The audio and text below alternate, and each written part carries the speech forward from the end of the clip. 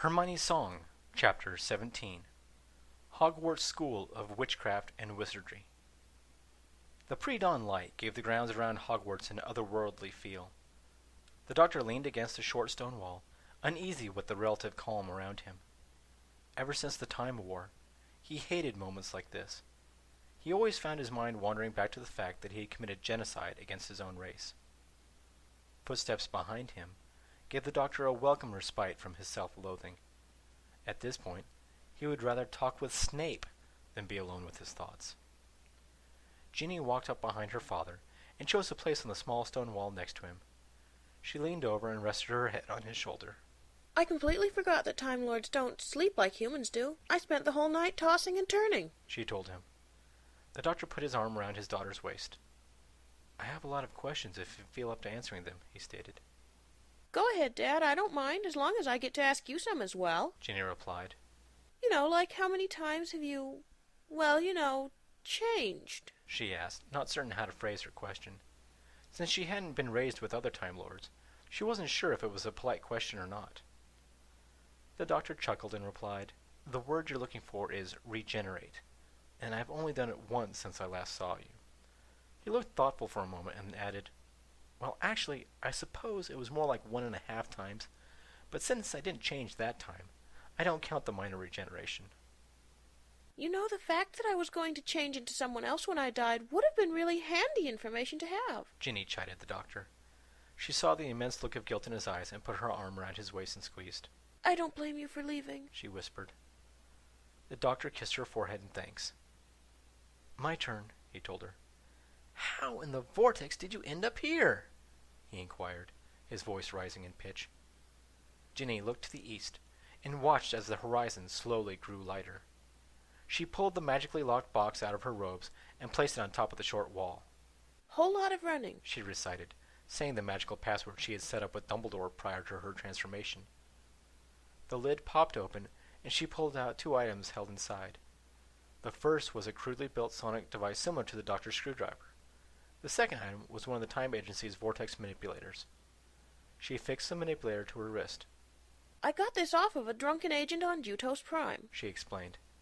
The leather wrist strap had an attachment added that would hold her sonic screwdriver. It took me some time, but I finally figured out how to build a sonic screwdriver myself, she told him as she sheathed the tube.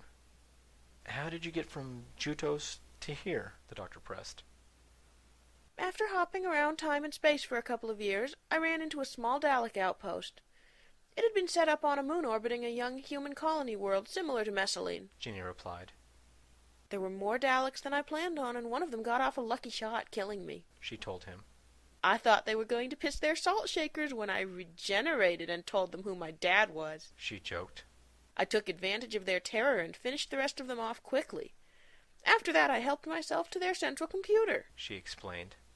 Turns out they were acting as a monitoring post, watching some freaky, one-eyed woman who wanted to get her hands on some Time Lord DNA, she said, still disturbed by what she had read in the files. The lengths the woman was willing to go to had given Ginny nightmares on the rare occasions when she did sleep. Kavorian, the doctor swore. One of these days, I'm going to show her why the dogs call me the oncoming storm, he promised. Ginny went on, feeling the same way about the woman who was hunting them. The Dalek computers tracked her movements, and I was able to see that she avoided this century like the plague, she stated. It took me several hops, but I eventually managed to make it to Earth in 1982. I popped right into Diagon Alley. I'd never been to Earth before, so I thought what I saw around me was normal, she explained. I was window shopping when I was attacked by the remnants of the Death Eaters, she said, remembering her first day on Earth. What happened? The doctor asked, hanging on her every word. I thought they were sent by the Eye Patch Hag and made an emergency spatial hop with my manipulator, Ginny replied. When my stomach stopped churning, I found that I had materialized right outside of Hogwarts' front gate, she told him. Professor Dumbledore just happened to be taking a walk around the grounds and saw me appear. I thought he was going to freak out, but he just chuckled and asked if I needed any help, she remembered fondly. I told him I needed a place to hide, and he brought me inside the castle. He had me stand in front of a blank wall and think really hard about finding a way to stay hidden from Kavorian and her goons, she said. Ginny traced her finger over the lid of the magic box. This box was lying next to the chameleon arch in the room of requirement, she told the doctor. I read the manual, set up the password on the box, and used the arch. You know the rest, she said with a shrug. The doctor watched the sunrise a bit before speaking. However it happened, I'm very thankful I found you again, he told her softly. Secretly, he vowed to have another conversation with Dumbledore. If the old manipulator knew that Ginny, or Jenny, was the doctor's daughter, he had no right to keep it from him. Once the sun was fully up, the two Time Lords walked back to the castle to have some breakfast. Inside the great hall, they joined Harry, Ron, and Hermione at the Gryffindor table. Ginny sat down between her father and Harry, while Hermione sat across from the doctor. The doctor looked at his empty plate and said, "Lungbarrow porridge, please." A bowl of the noxious substance appeared in front of him. I'll have the same, Ginny announced. Me too, Hermione chimed in. 2 more bowls of Lungbarrow porridge took form on the table. Before the doctor could say anything, both young women bravely spooned a bit into their mouths. The porridge was spit right back out by Hermione and Ginny. They both drained their glasses of juice in an effort to wash the taste out of their mouths. "Sorry. I suppose I should have warned you. Even though this stuff smells like a sweaty Sartaran's ass after it's been in armor for a month, the porridge tastes even worse than it smells," the doctor informed them. "I would have thought that after smelling this stuff, you two would have had enough sense to stay away from it," he added. Merlin's saggy balls, Doctor! Hermione swore. Most of the students around her froze, surprised that Hermione had sworn. Brows furrowed in confusion, the doctor glanced down at his groin. "Saggy? They've never sagged. Might have drooped every now and then, depending on which regeneration I was in, but they've never sagged," he thought indignantly. Hermione spoke again, regaining the doctor's attention.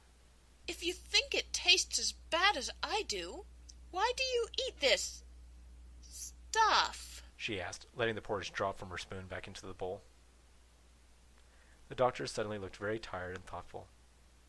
"It reminds me of home," he replied so softly that only Hermione and Ginny heard him. You must miss home a lot, then, Ginny joked while she pushed her bowl away from her.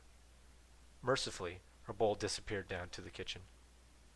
Hermione saw the terrible hurt in the doctor's eyes. Her heart broke for him when he whispered, "More than you'll ever know." Ginny finally caught on and placed her hand on the doctor's arm. She had found a few references to the Time War when she had gone looking for her father's people. The books were vague, but they all said the Time Lords and their planet had been wiped from the face of the universe. Ron noticed the awkward silence and decided to change the subject.